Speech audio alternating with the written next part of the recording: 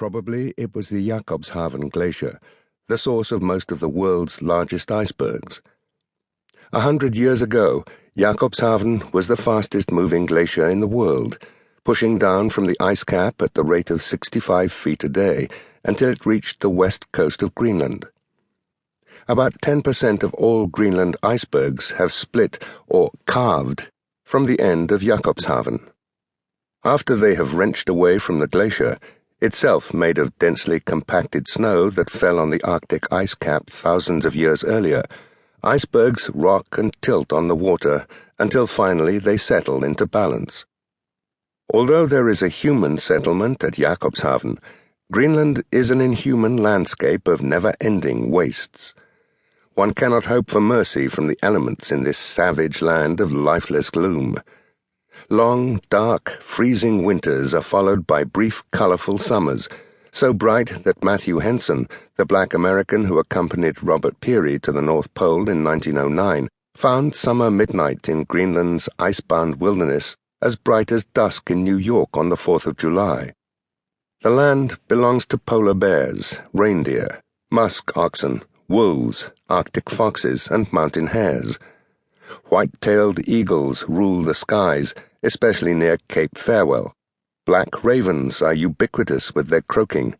Guillemots and ptarmigans are hunted as food. Stiff-winged gliding petrels, snow buntings, and peregrine falcons abound. There are fish and walruses, but until recently no pleasure-seekers in the fjord. In such a wilderness of primeval rocks and eternal ice was launched the iceberg that made history. Since 2000, the tongue of Jakobshavn Glacier has retreated from the coast at an alarming rate, and the ice flow behind has sped up. Jakobshavn, indeed, is one of the great loci of global crisis. Nowadays, 35 billion metric tons of iceberg calve from the glacier each year and float oceanward down the fjord. Only about 1/8 of an iceberg is visible above water. The submerged 7/8 can be so deep that icebergs get wedged on the floor of the fjord and remain jammed there until broken by the weight of other icebergs smashing onto them from the glacier.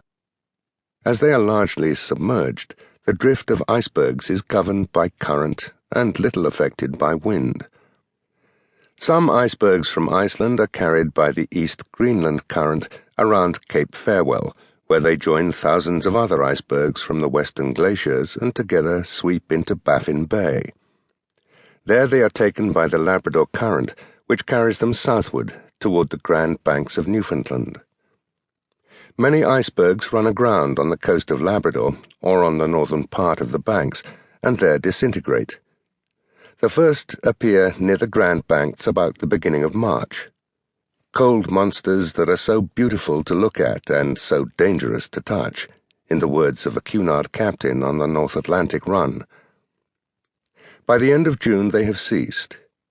During a normal year, some 300 to 350 icebergs drift south of Newfoundland, and about 50 are born south of the Grand Banks. Short of bombardment, there is no means of destroying an iceberg except by waiting for it to melt. The largest of them drift 2,500 miles before they dwindle away in the sun around latitude 40 degrees north. From the bridge of a liner on a clear day, a large iceberg can be seen at 16 to 20 miles distance. In bright sunshine, it appears as a luminous white mass. In dense fog, its somber bulk is undetectable at more than 100 yards. On a fogless night without a moon, an iceberg would be visible at 1/4 of a mile, but in moonlight it might be seen at a distance of several miles. Field ice, great sheets of ice piled on one another by wind and currents, is formed on salt water. It is practically impassable, and a ship caught by it will have difficulty getting free without damage. Field ice drifts out of the Arctic all year long, carried south by the Labrador Current and supplemented by coastal ice. Often it runs ashore in bays along its route. It is susceptible to wind, unlike icebergs, and by early February of each year covers much of the Grand Banks of Newfoundland. There it drifts at the mercy